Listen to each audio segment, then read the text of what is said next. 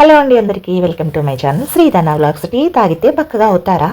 Tea తాగితే బక్కగా అవుతారు, వేడి చేస్తుంది, పిల్లలకి ఇవ్వకమ్మా ఎండిపోతారు అని చెప్పేసి మన పెద్దవాళ్ళు అంటారు కదా.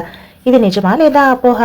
మొదటి నిజం ఏమిటంటే నికోటిన్ అయితే ఉండదు టీలో. సిగరెట్లో మాత్రమే నికోటిన్ ఉంటుంది, టీలో కెఫెన్ మాత్రమే ఉంటుంది.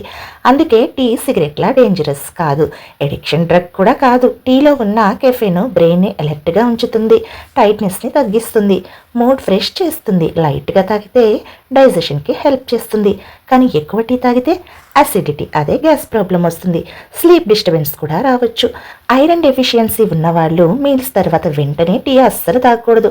చిన్నపిల్లలకి ఇద్దామా అంటే అస్సలు ఇవ్వకూడదు. కెఫెన్ వల్ల స్లీప్ ఇరిటేషన్స్ ఇష్యూస్ రావచ్చు, అందుకే అవాయిడ్ చేయడం మంచిది. టీ పాయిజన్ కాదు, అలా అని మిరాకిల్ డ్రింక్ కూడా కాదు. సరైన మోతాదులో సరైన సమయంలో తాగితే సేఫే.